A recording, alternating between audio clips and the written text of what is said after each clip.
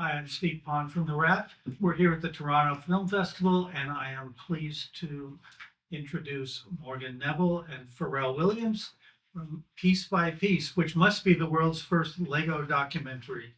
Morgan was the documentarian of my choice because I love what he did with 20 Feet from Stardom, but I also loved, his Mr. Rogers vibes too. And I was like, man, that guy, if he would, tell my story, I'd let him tell it whatever way he wanted, but I want to do it in Lego. And, spoke to him and he said yes. And then he and I spoke to Lego and Lego said yes. And then we spoke to Focus, and Focus said yes, and they spoke to, Donna Langley over at Universal, and Universal said yes. And so I guess what you're looking at right now is what impossible looks like, because usually people who look like me are often told no. They live in a world of no. Um, but this project is a sum of a bunch of yeses, which spells out impossible, and here we are. This guy's architected it. Right. I would think, Morgan, that A, it's a lot of fun to be able to have this new playground, but B, it's you got to learn a whole new set of tools. Your regular documentarian toolkit with archival footage, this and that, it's not going to work here. Well, yeah, I mean, actually, Pharrell's original pitch was before you even mention the L word, you said, I want you to make a film about me, is the idea. And when you're done, I want you to throw away all the visuals and replace them with Legos. And I instantly was hooked in that idea. But what I realized immediately was that it's not just a one-to-one translation of a documentary because Lego gives you so many opportunities to go into places you can't. So in a way, the film has three different types of gears. One is a documentary gear where there are music videos and things we shot. They're just translated into animation. Then there's the memory people have of stories, which become kind of a cinematic telling of stories. And then there's the music, which to me kind of unlocks the fantasia of it. Like anything can happen when the music comes in, and we can go to outer space, we can go underwater, we can do anything.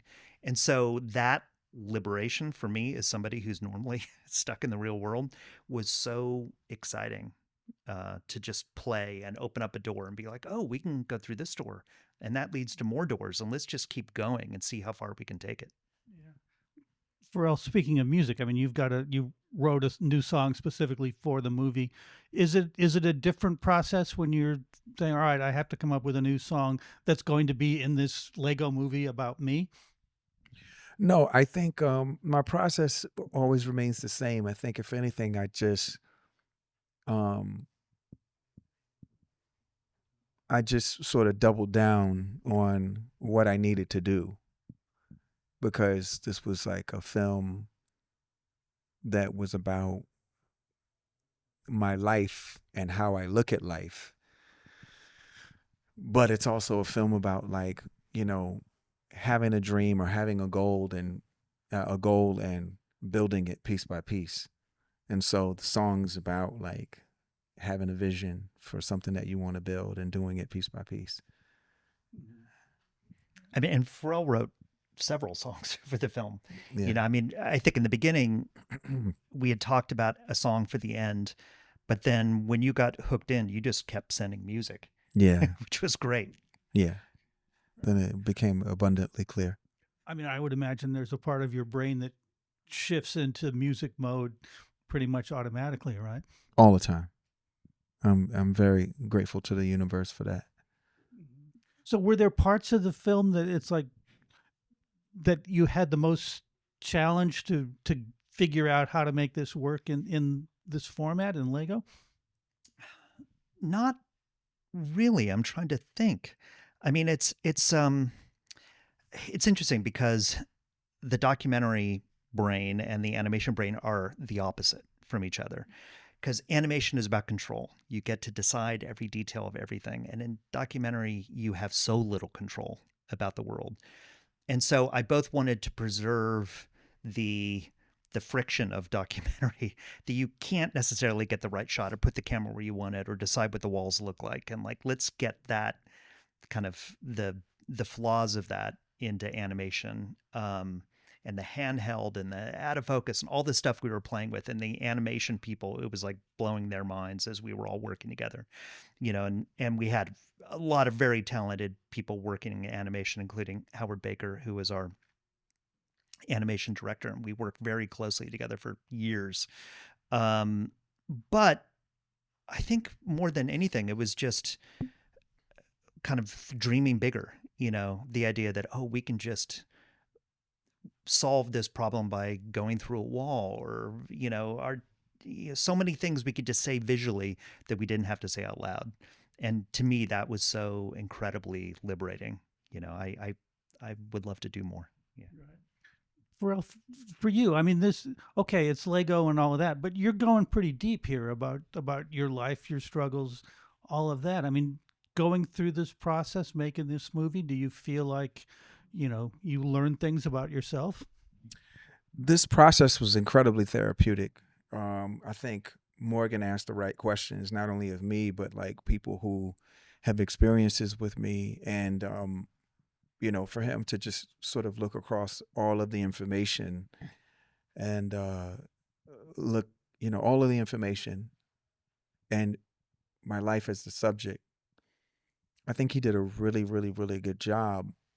And it was kind of like, a therapist listening and then giving you some advice. It's actually less like a therapist situation and almost like a life coach, because you go through that with a life coach. Like they, from what I understand, they talk to you, they give you some next actionable steps.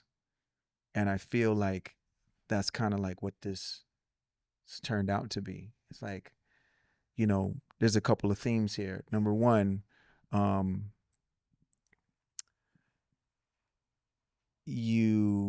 it's never too late, whether you're 8 or 80 years old, to think about something that you love to do and something that is meaningful to you without applying the pressure of it having to be financially successful or commercially successful. If you really love doing something, like you got to commit yourself to make it a dream and commit yourself to it and build it piece by piece. And the other thing is that, like, um,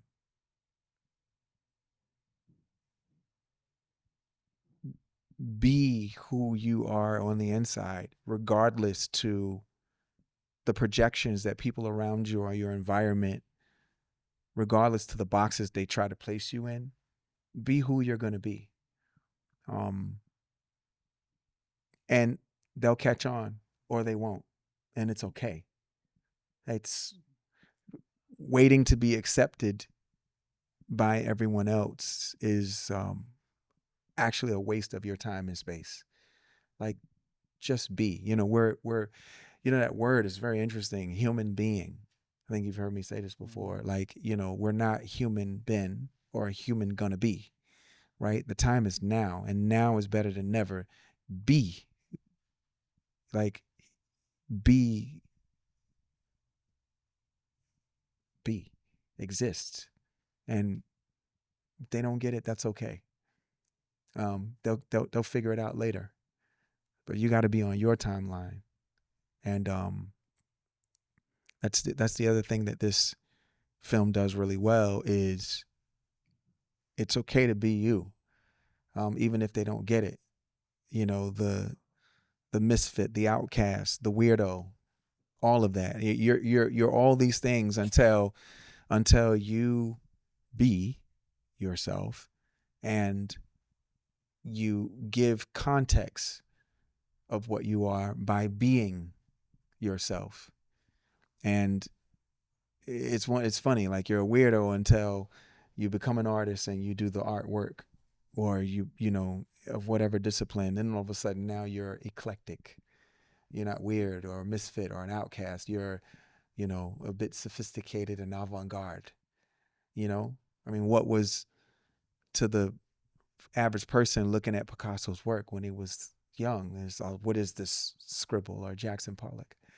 until the right person sees it. You do the work and the right person sees it. Then all of a sudden, oh, are you aware of Jackson's work, or do you know Pablo's work? Right? I mean, but I'm a black man. I come from a marginalized community who maybe didn't understand me either. But do the work and be who you're going to be, and everything's going to be great. And I think this film really helps people to see that. And I think also, too, being a black man and black inner child, you know, working through the guise of Lego, I really feel like it's also helped to universalize it for people, to give it universal context. I mean, the amount of people when my first experience of seeing it with other people, the amount of like people that were coming up crying at the end, I was like, damn, man, I know I cried 2 times in the film, but what is this? But they were all talking about how liberating it was to see to see my trajectory and feeling that sense of freedom and self-acceptance. And once you accept yourself, you realize that all the people who loved you, they always accepted you and they always wanted you to win. So it's like, man, you guys see my story, like you can build it piece by piece, 8 to 80. Well, I think that's the perfect last word. So congratulations on the film. I've never seen anything like it. Thank you. Thanks, Steve.